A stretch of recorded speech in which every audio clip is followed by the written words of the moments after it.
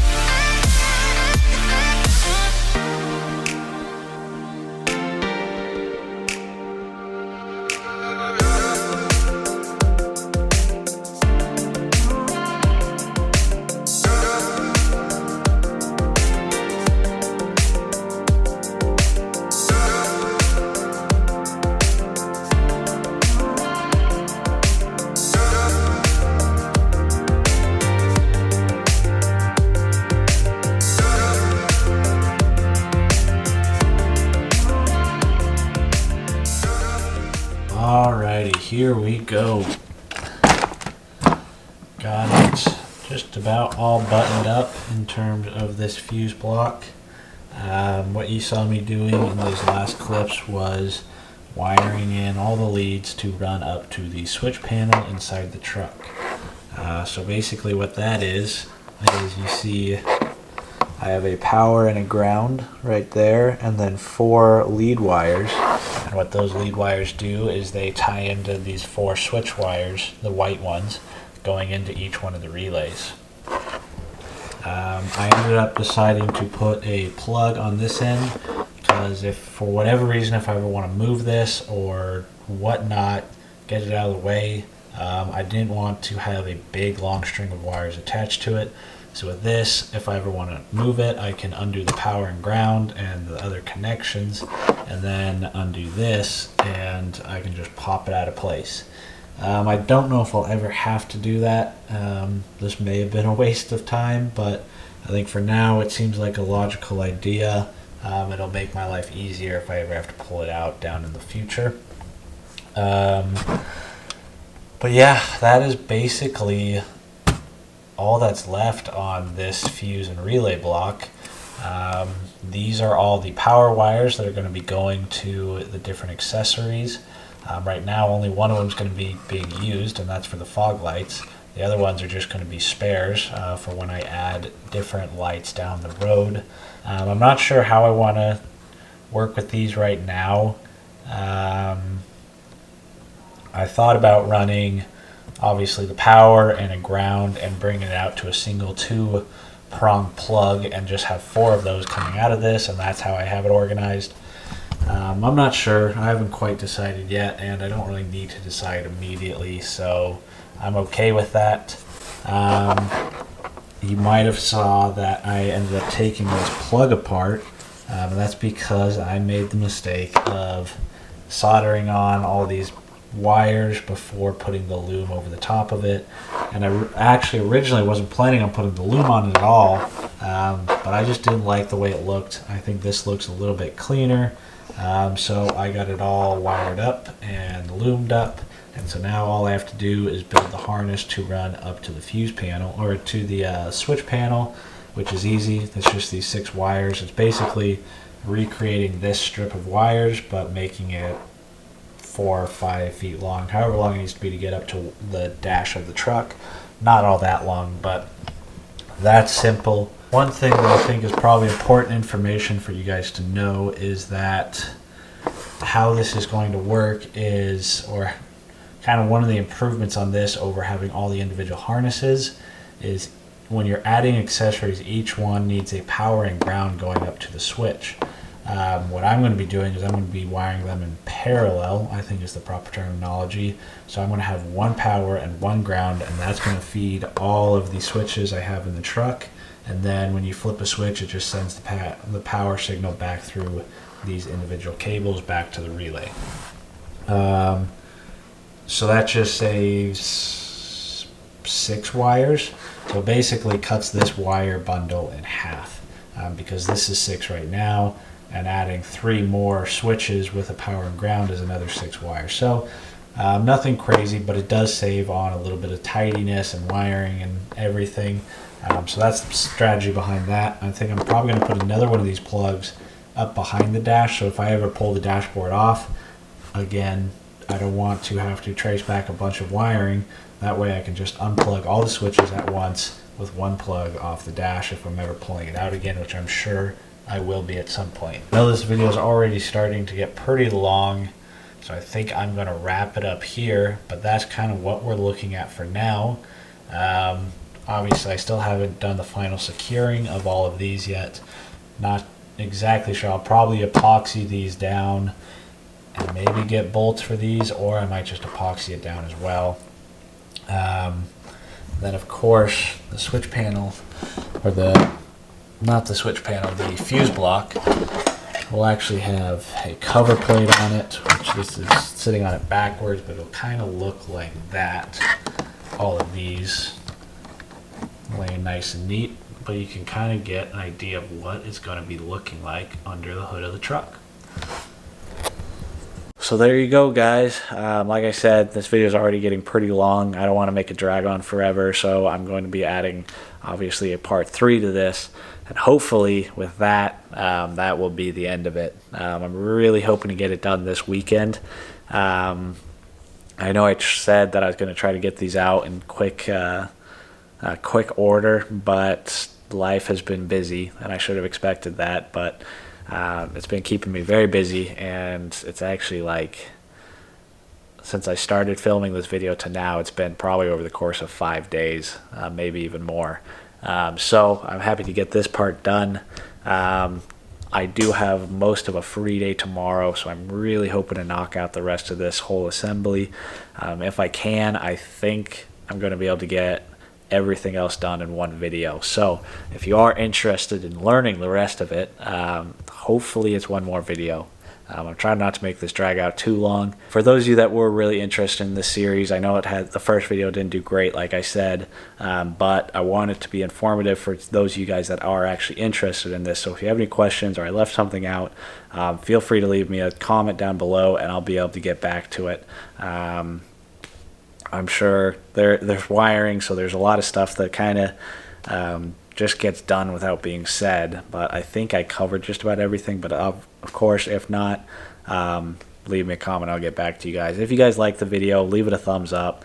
The channel's growing pretty well. It's not going crazy by any means, but it's growing slow and steady, which is awesome. So a big thank you to you guys, to all my new subscribers. Thanks for tagging along. I really appreciate it.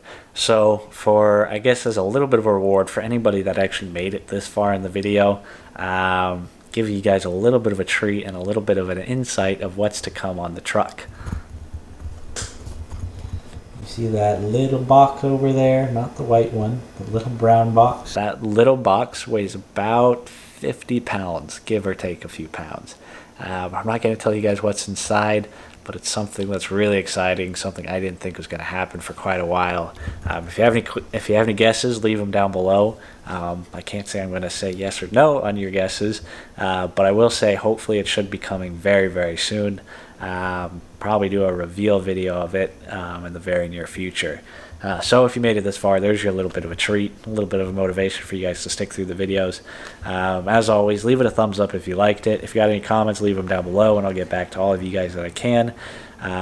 Video is probably going up on Sunday morning, so hopefully you guys have had a good weekend. Good old Oregon State Beavers won today, so that's a good day for me. That doesn't happen very often, unfortunately, but it's been a pretty good weekend. Hopefully tomorrow goes well with all this work, and I'll catch you guys on the next video.